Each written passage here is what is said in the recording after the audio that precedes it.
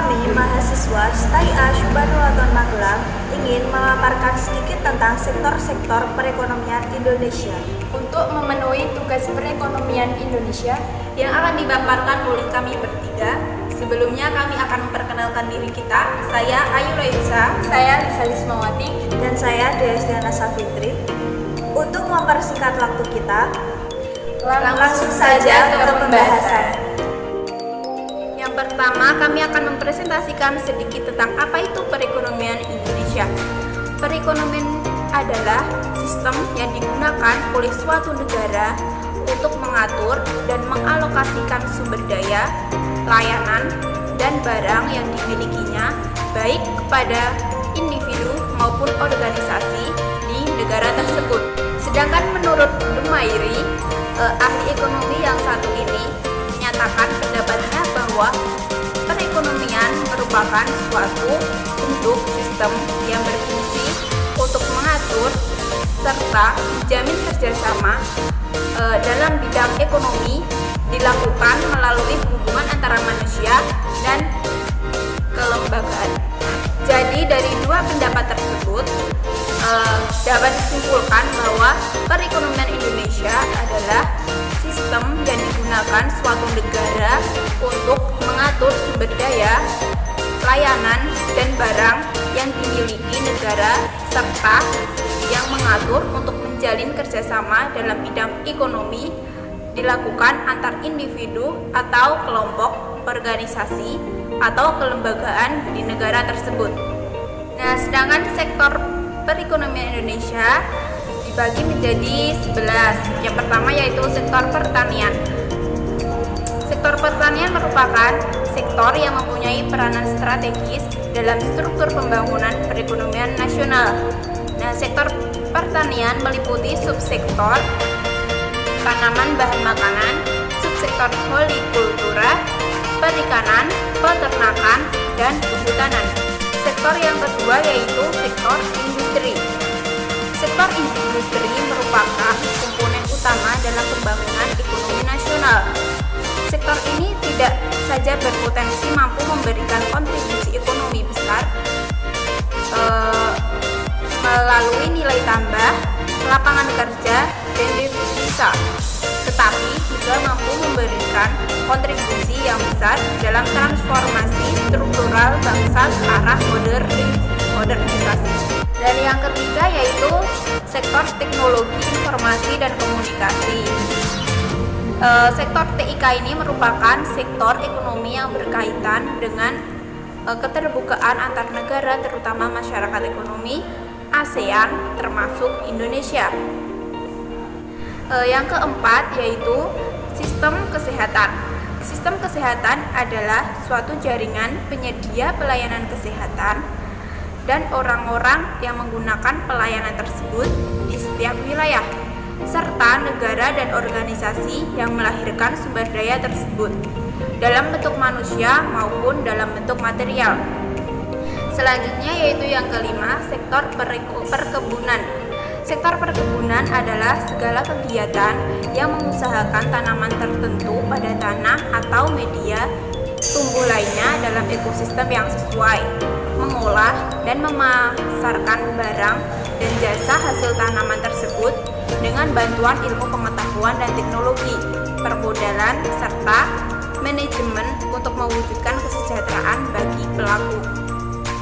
Selanjutnya yaitu sektor yang keenam, sektor perikanan adalah kegiatan usaha yang mencakup penangkapan dan budidaya ikan seperti udang, kepiting, moluska, dan biota air lainnya di laut, air payau, dan air tawar. Selanjutnya yaitu sektor yang ketujuh, sektor kehutanan. Sektor kehutanan adalah segala jenis kayu tebangan seperti kayu jati, kayu rimba, dan hasil hutan lainnya seperti rotan, kayu bakar, arang, air, madu, dan lain-lain, termasuk juga kayu atau bambu dari kebun. Selanjutnya yaitu sektor yang ke-9, sektor peternakan. Sektor peternakan merupakan sektor yang cukup penting di dalam proses pemenuhan kebutuhan pangan bagi masyarakat.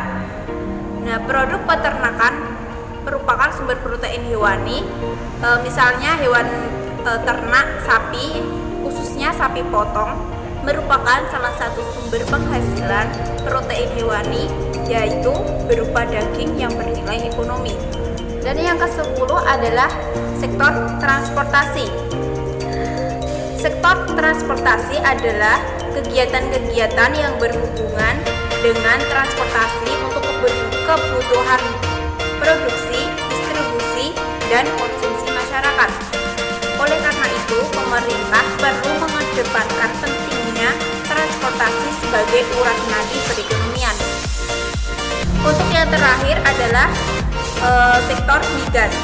Untuk yang sektor migas, yaitu investasi di sektor minyak dan gas meliputi kegiatan eksplorasi, eksploitasi, penghilangan, pengangkutan dan pemasaran produk-produknya. Selain peranannya sebagai salah satu sumber utama, minyak dan gas juga merupakan bahan baku untuk produk kimia, obat-obatan, pelarut pupuk, pestisida, dan plastik.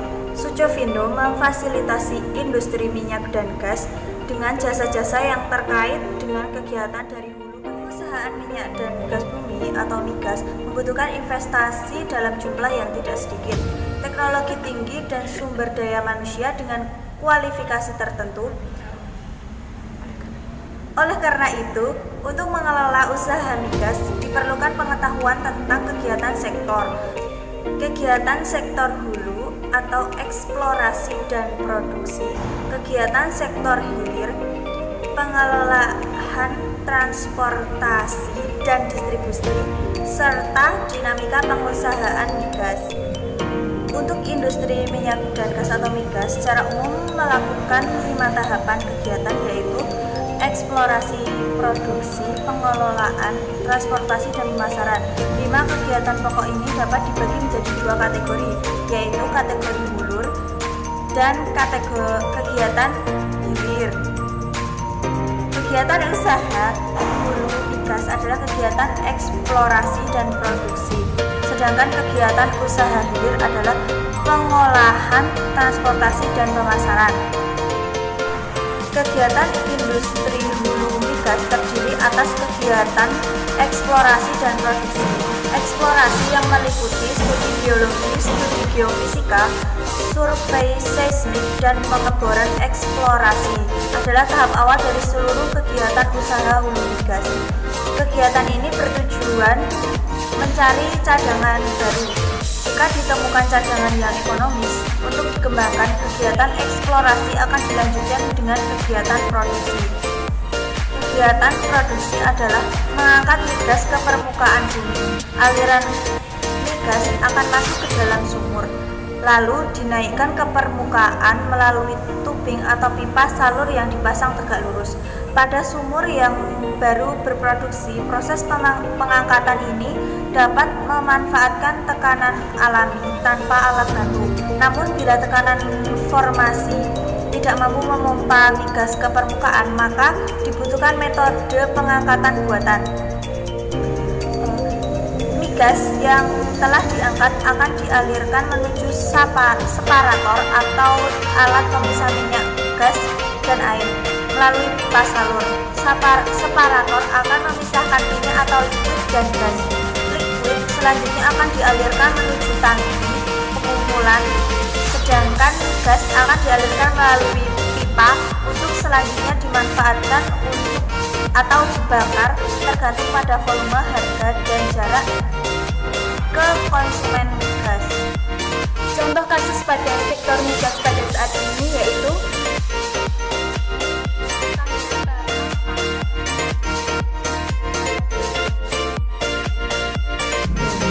pada kasus ini membahas tentang PT Pertamina Persero akan berusaha mengurangi impor minyak dan gas atau migas sebagai salah satu strategi untuk mendukung pemulihan ekonomi Indonesia usai pandemi COVID-19. Langkah ini bisa membantu perekonomian Indonesia karena impor migas selama ini membebani neraca perdagangan nasional. Tingginya impor memicu defisit neraca perdagangan dan menguras devisa negara di neraca pembayaran. Indonesia harus menurunkan impor minyak dan LPG yang menimbulkan defisit neraca perdagangan, yaitu dengan menyusun ketahanan energi untuk mendukung pertumbuhan. Langkah pertama untuk mengkerek perekonomian Indonesia pada sektor migas, yaitu memunculkan alternatif baru yang bisa menjadi substitusi migas impor. Yang kedua, membangun kilang dan melakukan eksplorasi lebih banyak. Tujuannya agar BUMN itu bisa lebih memenuhi kebutuhan migas di dalam negara dari sumber-sumber yang ada di domestik. Yang ketiga, membangun jaringan gas alias jargas mencapai 2 juta jargas yang menyambung ke rumah tangga. Saat ini, totalnya baru ada 500.000 jargas rumah tangga. Selain impor, Pertamina juga akan mendukung pertumbuhan ekonomi dengan program Pertashop di berbagai daerah di Indonesia yang bekerja sama dengan UMKM.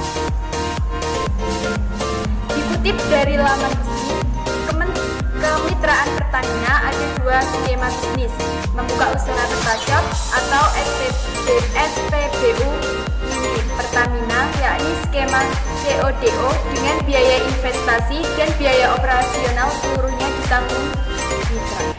Untuk skema yang pertama, yaitu biaya yang diperlukan untuk investasi awal dan operasional adalah sebesar 250 juta. Untuk skema yang kedua, untuk CODO atau biaya investasi yang dilakukan oleh Pertamina. Untuk produk yang dijual di Pertashop antara lain Pertamax, Dexilite, LPG non subsidi, dan pelumas. Faktor-faktor yang mempengaruhi sektor Pertamina turun yaitu yang pertama, utang pemerintah sendiri yang belum dibayarkan. Jika pemerintah tidak bayar utang ke Pertamina, maka peras rakyat dengan tidak menurunkan BBM ruginya makin besar. Yang kedua, Pertamina menghadapi triple shock, yaitu penurunan harga minyak mentah dunia, penurunan konsumsi BBM di dalam negeri, serta pergerakan nilai tukar dolar, serta pergerakan nilai tukar yang berdampak pada rupiah, sehingga terjadi selisih kurs yang cukup signifikan. 3. Pandemi COVID-19 dengan penurunan demand, depresiasi rupiah, dan juga crude price yang berfluktuasi dan juga yang sangat tajam membuat kinerja keuangan kita sangat berdampak. Penurunan demand dapat dilihat pada konsumsi BBM secara nasional yang sampai Juni 2020 hanya sekitar 117.000 KL per hari atau turun 13% dibanding periode tahun 2019. Tercatat 135.000 KL per hari. Bahkan PSBB di beberapa kota besar mencapai 50% sampai 60%. 4. Harga minyak dunia turun tajam hanya di bawah US dollar 50 per barel, sehingga penjualan Pertamina di pasar ekspor yang mengalami koreksi. 5. Keuangan Pertamina juga dipengaruhi pelemahan kurs rupiah terhadap dolar Amerika Serikat. Sekian pemaparan dari kelompok kami. Mohon maaf apabila banyak salah kata dan salah pengucapan dalam memaparkan materi kali ini. Semoga ilmunya bermanfaat dan dapat dipahami. Dari kami, wassalamualaikum warahmatullahi wabarakatuh.